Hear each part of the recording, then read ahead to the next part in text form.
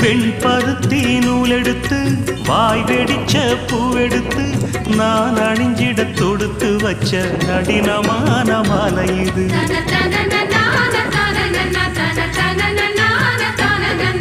ஷே